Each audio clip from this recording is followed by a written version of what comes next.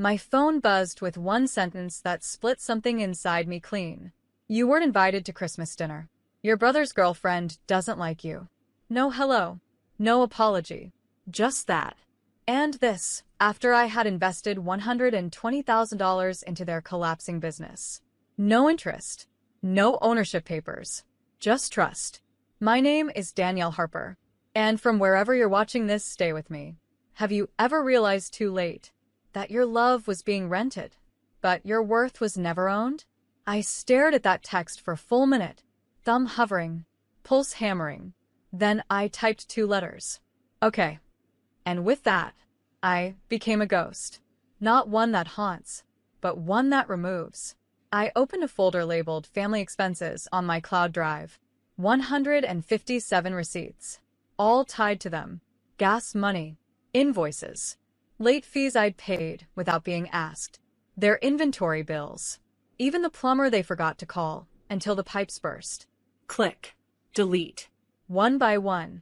Not out of pettiness, but clarity. Because that text wasn't just a rejection. It was a revelation. I'd always been the problem solver. The wallet. The too intense sister, who asked for basic respect and got silence in return. But this time, I didn't argue. I didn't call. I didn't ask who made the decision. I just canceled every automatic payment, hooked into their business. Payroll? Frozen. Suppliers? Notified. Utilities? Due in 48 hours. They thought I would break. Instead, I disconnected life support. By midnight, my father had called 5 times. Mom left a voicemail in her carefully crafted worried tone. Sweetheart, there's been a misunderstanding. And my brother? He texted. You're seriously doing this over a dinner invite? No. Not over a dinner. Over a lifetime of being told. You're only welcome when you're useful. So, I powered down my phone, made a mug of cocoa, and watched snowfall from a place where no one could disinvite me from my own peace. Because they canceled my seat at the table. And I canceled the table's foundation. By morning, I woke to chaos I didn't have to clean. 12 missed calls. 6 texts from my mother. 2 from my father, both in all caps. Danielle, the electric bill didn't go through. Where's the supplier payment? They're threatening to walk. Your brother didn't know what she sent. It was her idea. We can fix this. Fix. That word again.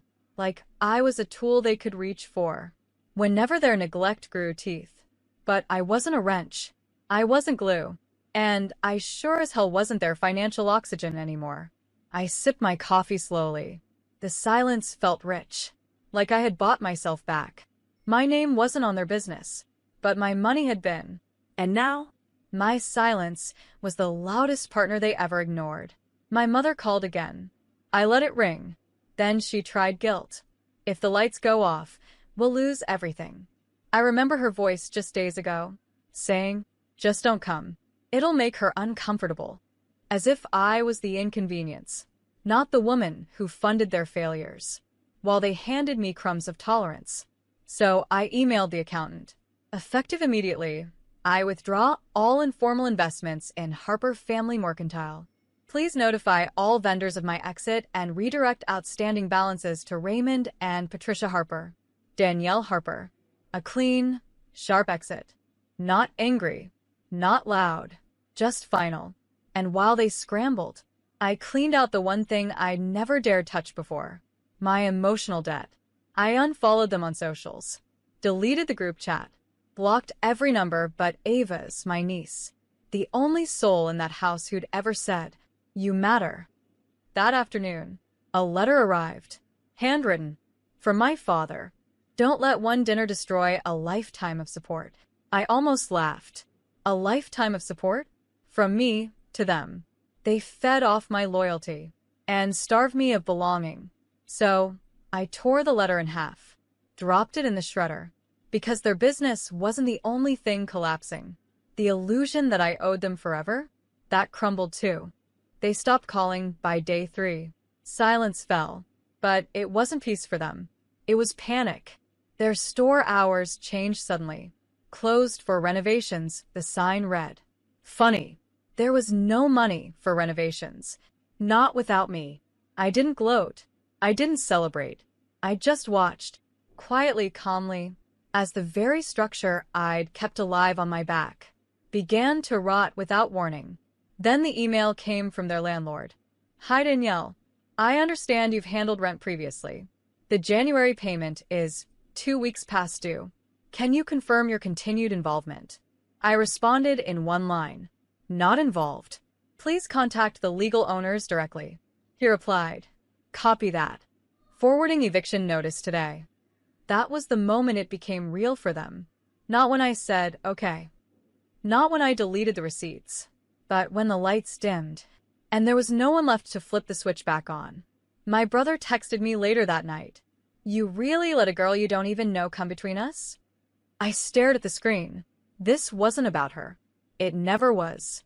It was about every single time they chose someone else's comfort over my existence. They didn't forget to include me. They excluded me on purpose because I didn't fit the image they wanted to project. I was the one who worked too hard, spoke too directly, earned too much, took up too much space. I made them uncomfortable, not because I failed, but because I stopped needing their permission to succeed. So I blocked the number. And that night, I wrote a letter, not to them, to myself. Dear Danielle, you gave more than they ever thanked you for. And when they dismissed you, you chose dignity over desperation. You don't owe anyone a second chance. When they never cared enough to show up for your first. I sealed it in an envelope. Put it in a box labeled, read when you start to doubt yourself. Because the only investment I was making now was in my own healing. Let the business fall. Let the lights stay off. Let the silence grow. They didn't want me at the table. So I built one where only love gets a seat. The knock came on a Thursday. Soft. Then loud. Then desperate. I didn't answer right away. I just stood in the hallway, watching them through the peephole. My parents. No flowers. No apology cake. Just two people who used to owe me by guilt. Now standing in the cold, with nothing left to leverage. I opened the door halfway. Didn't invite them in. My mother looked smaller than I remembered. Worn. Worried. Still holding on to the same face she used when she wanted me to feel like the ungrateful one. Sweetheart, we just need a little help. Your father's been trying to save the business. And I know we said things we didn't mean. I nodded slowly, let her finish. My father stayed quiet, not out of shame, but because he was doing the math in his head. How much would it take to get me back? What strings could they pull this time? But they forgot. I'd cut them all. I stepped outside, closed the door behind me. No warmth. No pretense. You didn't forget Christmas, I said. You erased me. You chose someone's opinion of me over your own blood. And now you're only here because your accounts went dry. My mother's eyes glossed. But I didn't mistake that for regret. It was fear. Fear of losing the resource, not the daughter. Please, she whispered. We can't do this without you. I held her gaze. You should have thought of that before you let someone who just met me convince you I didn't belong in your home.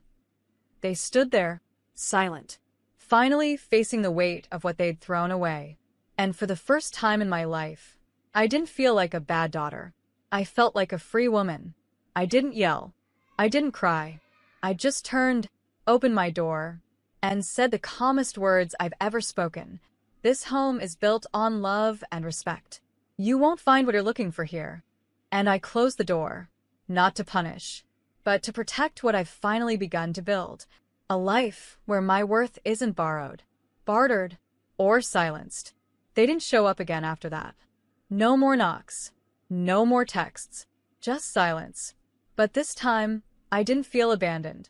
I felt clear. Because when I closed that door, I wasn't just shutting them out. I was stepping into a life that didn't shrink to fit their comfort. I stopped explaining myself. Stopped softening my voice. Stopped justifying why I was always the one left out. Then expected to fix everything anyway. I used to say, maybe they don't know how much it hurt. Now I say, they did. And they did it anyway. I used to wonder if they'd ever change. Now I know. I changed. And that was enough. I took a walk that Sunday through the old neighborhood, past the store I'd once saved. The windows were boarded now. For lease sign hanging crooked, like the weight of all their bad decisions finally caught up to the glass. People used to stop me in that neighborhood and say, "You're such a good daughter." And I was. But being a good daughter doesn't mean being a doormat with a debit card. So I stopped. Took one last photo of the place. Not for memory. For proof. Proof that walking away wasn't cruelty. It was survival. I printed that photo later that night, pinned it to my vision board. Next to it, a note. Never shrink for people who only grow when they stand on your back. Ava saw it. She asked what the photo was. I told her.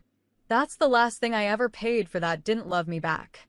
She nodded, quietly taking it in, like even at 10 years old, she understood. And right there in our little kitchen, we made a new tradition. Every time we let something go that hurt us, we light a small candle. So we lit one, watched it flicker, watched it fade. And as the smoke rose, so did a quiet promise inside me. I will never again apologize for leaving rooms that let me burn, while others stayed warm. They always thought I'd come back, that I'd feel guilty, that I'd miss the noise, the obligation, the illusion of family. But I didn't miss the tension, the unspoken rules, the way love always came with invoices and side comments. They thought I'd cave by spring. I didn't. I blossomed. Because sometimes, peace isn't something you find, it's what finally grows. When you stop watering the people who drain you. One morning, a bank alert hit my email. The joint account I once co-signed for them. Frozen by court order. They were being sued. Unpaid vendors. Back taxes. A business built on IOUs. And one daughter who had finally said no. I sat on my balcony, watching the sun warm the city below me. No panic. No flinch. Just stillness. Ava walked out, wrapped in her blanket, holding her sketchpad. "They're in trouble, aren't they?" she asked, eyes too wise for her age. "They are," I said. "But not because of me." She paused. "Do you feel bad?" I looked her in the eyes. "No, baby. I feel free. Because for once, their collapse wasn't my responsibility. I didn't answer the calls. Didn't reply to the "we didn't mean it" emails. Didn't entertain the sudden "we miss you" messages. That came with court dates and overdue bills. You see, when they cut me from Christmas, to impress a woman who'd known them 6 months, they also cut the bridge. To the only person keeping them afloat. They chose to be loyal to appearances. To convenience. To people who liked the version of me that didn't exist. So, I vanished. And in my silence, the truth echoed louder than any apology they never gave. No more investments. No more saving face. No more rescuing people who would sell your dignity for a compliment. I'd done my time in their story. Now I was finally living mine. One that didn't begin and end with family obligations, but with something far deeper. Self-respect. And the more I chose it, the quieter the noise became. Until the only thing left was my own voice, whispering, "You were never hard to love. They just never learned how." Spring turned into summer, and with it came a letter. Thick envelope. Handwritten. No return address. But I knew the handwriting like a scar. It was from my mother. Inside, a plea. Long, rambling. Manipulative. Dressed in just enough sorrow to sound sincere. "We've made mistakes. Your father is sick with stress. Your brother regrets everything. Your niece asks about you all the time. They never once said, 'We hurt you,' only that they were now hurting. And could I come fix it?" Again. The kicker? A postscript in my father's blunt tone. "You're still part of this family, whether you like it or not." I read it once. Then again. Then I stood up, walked outside, and set the letter on fire. Watched it curl into ash. On the same balcony where I used to take panicked calls, trying to keep their business from sinking. I whispered, "I'm not your safety net anymore." And it felt holy. That week, I had them removed from every lingering tie. Small Blue Diamond closed the joint savings account. Small Blue Diamond updated the power of attorney. Small Blue Diamond changed the emergency contact on Ava's school forms. Small Blue Diamond cleared every digital fingerprint they had left on my finances. It wasn't revenge. It was protection. Because people who say, "You'll always be family," only seem to remember that when they're desperate for what you can still give them. I blocked every number. Set my inbox to auto-delete any message from their domains. My voicemail now says, "If you're calling to reconnect, know that I've already made peace." And that peace doesn't include reopening old wounds. Ava asked why we were cutting them off again. I told her the truth. Because boundaries don't mean we hate them. They mean we finally love ourselves enough to say, "This far and no further." We baked a cake that night. Chocolate. With extra sprinkles. Not for a birthday. Just because we could. And as we danced in our little kitchen, I realized they used to be the storm. Now they're just weather I don't live in anymore. 1 year. That's how long it took for the grief to turn into something softer. Not forgetfulness. Not forgiveness. Just distance. Not the kind measured in miles, but in growth. I sat across from the clerk at the courthouse, papers in hand. Her eyebrows lifted. "Changing your last name, Miss Harper?" I shook my head. "No. Changing my story." Because Harper wasn't just a name. It was the chain on every debt I was never owed. The signature that signed away my silence. The brand I carried. On every check, every favor, every forgotten birthday. But not anymore. I signed a new one. Danielle Reeve. Simple. Sharp. Mine. Reeve, like to stitch together. Because that's what I had done. Taken scraps of hurt and sewn a new life. One that fit without apology. I walked out of that building with no family behind me, but more freedom than I'd ever known. No more saving people who only remembered me when they were drowning. No more dinners I wasn't welcome at. No more conditional love. My daughter Ava greeted me at home with a bouquet of paper flowers she made. "Happy New Name Day," she said. "You don't belong to them anymore." I pulled her into my arms. "Baby, I never did." We baked cookies, watched old cartoons, lit a candle, not for mourning, but for becoming. Later that night, I opened a blank journal, wrote one sentence on the first page. "This is where the real story starts." And I meant it, not because they stopped calling, not because I changed my name, but because I no longer needed to be loved by people who couldn't even see me.